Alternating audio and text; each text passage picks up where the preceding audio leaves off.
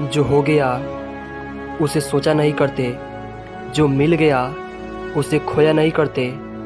उन्हीं के सितारे चमकते हैं अक्सर, जो अपने वक्त और हालात पर कभी रोया नहीं करते। जी हाँ दोस्तों, आज हम बात करने वाले हैं आइंस्टाइन के बाद दूसरे सबसे महान भौतिकी वैज्ञानिक स्टीफन हॉकिंग के बारे में, जिनका शारीरिक रूप से पूरा शरीर अपंग था। उनके बॉडी का कोई भी पार्ट काम नहीं करता था, फिर भी उन्होंने अपने हिम्मत और हौसले के बल पर वो मुकाम हासिल करके दिखाया जो दुनिया के लिए मिसाल बन गई। तो चलिए दोस्तों, एक नज़र डालते हैं इसी अद्भुत महान वैज्ञानिक के लाइफ के इंस्पायरिंग स्टोरी के ऊपर।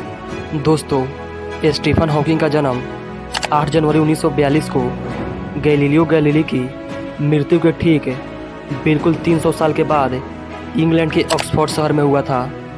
जब स्टीफन हॉकिंग का जन्म हुआ तो उस समय वहाँ द्वितीय विश्व युद्ध चल रहा था। स्टीफन हॉकिंग के माता पिता लंदन के हाईगेट सिटी में रहते थे, जहाँ अक्सर बमबारी हुआ करती थी, जिसकी वजह से वह अपने पुत्र के जन्म के लिए ऑक्सफोर्ड चले गए, जहाँ पर सुरक्षित रूप से स्टीफन हॉकिंग का जन्म हो सका। बचपन से हॉकिंग बहुत इंटेलिजेंट थे। उनके पिता का नाम फ्रैंक हॉकिंग और माता का नाम इजोबेल हॉकिंग था।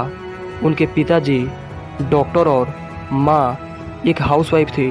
दोस्तों, स्टीफन हॉकिंग के इंटेलिजेंस का परिचय इस बात से लगाया जा सकता है कि बचपन में लोग उन्हें आइंस्टाइन कह के पुकारते थे। उन्हें मैथ में बहुत रुचि थी, इसलिए दोस्तों वो मात्र 16 साल की उम्र में अपने मैथमेटिक्स टीचर की मदद से उन्होंने पुराने टेलीफोन और घड़ी के टुकड़े से एक कंप्यूटर बना दिया था। 17 वर्ष की उम्र में उन्होंने ऑक्सफोर्ड यूनिवर्सिटी में प्रवेश ले लिया। ऑक्सफोर्ड में पढ़ाई के दौरान उन्हें अपनी दैनिक कार्यों को करने में थोड़ी डिफ़िकल्टी आने लगी थी, लेकिन एक बार जब स्टीफन 21 साल के थे तो वो छुट्टियाँ मनाने के लिए अपने घर पर आए थे, जहाँ एक दिन सीढ़ी उतरते समय उनके कदम लड़खड़ा गए। साथ ही साथ उन्हें बेहोशी का भी एहसास हुआ। शुरू में तो सबने एकमात्र कमजोरी के कारण माना, पर ये प्रॉब्लम्स बार बार उनके साथ होने लगी।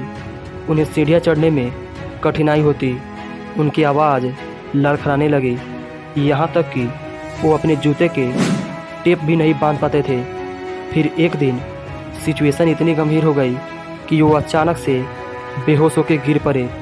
इसलिए उन्हें तुरंत हॉस्पिटल में ले जाया गया और जांच करवाया गया तो पता चला कि उन्हें कभी न ठीक होने वाली बीमारी है, जिसका नाम न्यूरॉन मोटर डिसीज था।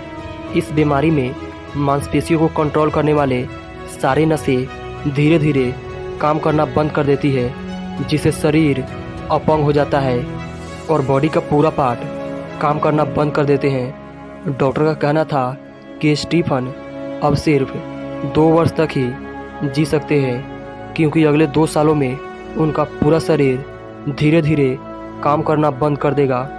स्टीफन को डॉक्टर का यह बात सुनकर उन्हें ज़ोर से सदमा लगा, पर उन्होंने अभी भी अपना हिम्मत और हौसला नहीं हारा और उसी वक्त डॉक्टर से बोल दिया कि जब तक मैं जिंदा रहूँगा तब तक मैं कुछ बड़ा करने की ही कोशिश करूँगा। इसलिए उन्होंने डॉक्टर के बातों को इग्नोर करके अपनी पढ़ाई में ध्यान देने लगे। लेकिन डॉक्टर ने जैसा बोला था वैसा ही हुआ। स्टीफन की पूरी बॉडी धीरे धीरे काम करना बंद करती जा रही थी और कहीं ना कहीं ये सबसे स्टीफन के लाइफ में बहुत बड़ा झटका लगा। लेकिन फिर भी उन्होंने हार नहीं माना। वो अपना काम करते रहे और उनकी बीमारी अपना काम करते रही और उनकी पूरी की पूरी बॉडी अपंग हो गई थी। लेकिन ख़ास बात यह थी कि स्टीफन का शरीर अपंग हुई थी, ना कि उनका दिमाग। और उन्होंने अपंग वाले शरीर को अपना दोस्त बनाकर साइंस के फील्ड में बहुत तेज़ी से काम करते गए और इसी अपंग वाले स्टीफन ने दुनिया को बहुत सारा थ्योरी दिया, जैसे क्वांटम की theory, big bang, cosmology, Hawking radiation और भी बहुत कुछ। यहाँ तक कि सन 2014 में उनके ऊपर एक बायोग्राफी मूवी भी बनाई गई जिसका नाम था द थ्योरी ऑफ एवरीथिंग। और उनकी सबसे चर्चित किताब a brief history of time दुनिया की अमूल्य पुस्तकों में से एक है। लेकिन खासकर स्टीफन हॉकिंग अपने थ्योरी के कारण पूरी दुनिया भर में जाने जाते हैं। उनके साइंस में इस महान योगदान के लिए उन्हें 13 छोटे बड़े पुरस्कार भी दिया गया और साथ ही साथ सन 2016 में विज्ञान और ब्रिटिश संस्कृति में उनके योगदान के लिए लाइफ टाइम अचीवमेंट पुरस्कार भी दिया गया था। लेकिन आखिरकार दोस्तों 14 मार्च 2018 को स्टीफन हॉकिंग अपनी बीमारी से काफ़ी लंबे समय से लड़ते हुए अपना प्राण त्याग दिए। लेकिन जाते जाते वो दुनिया के लिए मिसाल बन गए और यह भी साबित कर दिया कि अगर कोई व्यक्ति ठान लेता है तो हालात और सिचुएशन चाहे कितनी भी ख़राब क्यों ना हो, वो अपनी हिम्मत और हौसले के बल पर इस दुनिया में कुछ भी कर सकता है। उम्मीद करता हूँ दोस्तों ये वीडियो आपको अच्छी लगी होगी। अगर वीडियो अच्छी लगी तो वीडियो को लाइक और चैनल को सब्सक्राइब करके बेल आइकन को प्रेस ज़रूर कीजिएगा। तब तक जय श्री राम, जय श्री कृष्णा, जय हिंद, जय भारत।